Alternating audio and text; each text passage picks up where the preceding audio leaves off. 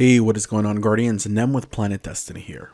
Today we're going to be taking a look at Jötunn, the new exotic fusion rifle that has a chance of dropping from Bergusia Forge while forging a powerful frame. Now before we get into the video, I would like to thank Bablito Savage for trusting me with his account to play around with Jötunn for a few hours. Now the footage that you see here was captured on PS4. Now it's been a minute since I've played on PS4, so I'm a little rusty, but let's go ahead and get into the review. Starting off with its perks. Charge shot. Hold to charge up a tracking shot that explodes and burns on impact. Volatile launch. This weapon is optimized for an especially explosive payload, greatly increases blast radius, slightly decreases handling speed, and slightly decreases projectile speed. Liquid coils. Slower building charge for higher damage, increases impact damage and slower charge time. Shield disorient. Energy match shield explosions disorients nearby combatants. And finally, Polymer Grip. This weapon's grip is made of lighter material, increases handling speed.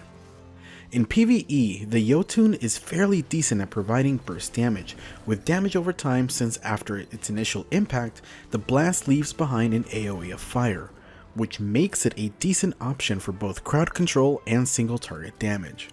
The Jötunn of course won't be replacing the Aikido Shotty in terms of DPS, but the versatility of the weapon is pretty great. Unlike any other fusion rifle that shoots multiple projectiles, Jötunn basically launches a homing fireball at your target. Now granted, the tracking on it isn't super aggressive. Don't expect to make 90-degree turns, but more along the lines of lazily moving to the left or right, wherever it goes. Alone, the Jötunn fares pretty well in terms of taking down majors and ultras. Combining it with Wells of Radiance, Melting Point, or Shattering Strike will make this weapon even more powerful. Make sure to spec for Fusion Rifle Scavenger and Reserves to make the most of your ammo with Jötunn, since you'll be using it quite often. In Gambit, Jötunn can be more of a situational weapon. While it's great for taking down blockers, invading with the weapon can either go extremely well or extremely wrong. It all depends where you get spawned in. Yes, Jötunn can fire across a pretty large distance, but it's also very easily avoidable. You would need to get to close to mid-range distances to try and get your opponent with the weapon. The charge time will also leave you pretty vulnerable, so you have to take that into consideration as well.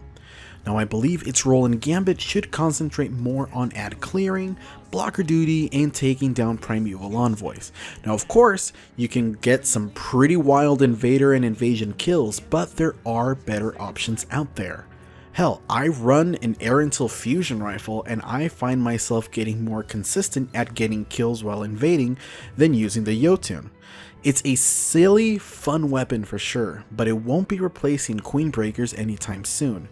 If you are intending on using Jötunn and Gambit, remember that there are a lot of weapons out there that will easily take you out from mid to long range distances.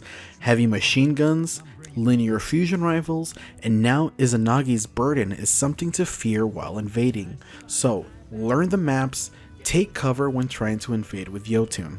Now onto the PvP portion. Now before we get into it, I will straight up say that Jötunn does not feel broken or overpowered. After playing several hours with it in PvP, I'm confident to say that Jötunn fits right in with everything else in the game in terms of exotics. As I mentioned earlier on, while Jötunn is a one-hit kill, direct of course, unless they're in a super, then it's a two-shot kill. It's still avoidable if you see it coming. Simply jump over it and juke it.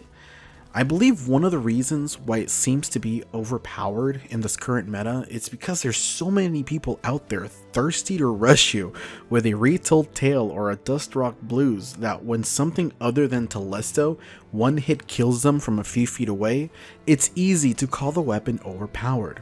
However, in my experience, Jötunn is actually fairly easy to miss with, especially on a moving target. Sometimes the tracking just seems to miss or not even trigger at all. But once you get used to the charge time and learn to aim in front of your targets instead of right on top of them, you'll start getting some pretty fun kills with it.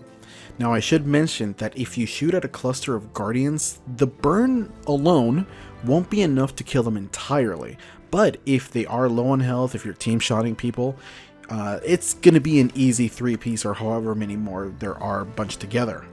Now I do recommend building your loadout around fusion rifle ammo as well, as you're going to want to pick up as much green as possible to keep the gun juiced up. Now I gotta tell you though, I cannot wait for this beast to drop for me over on my PC account. It was hard to walk away from, it's such a fun weapon.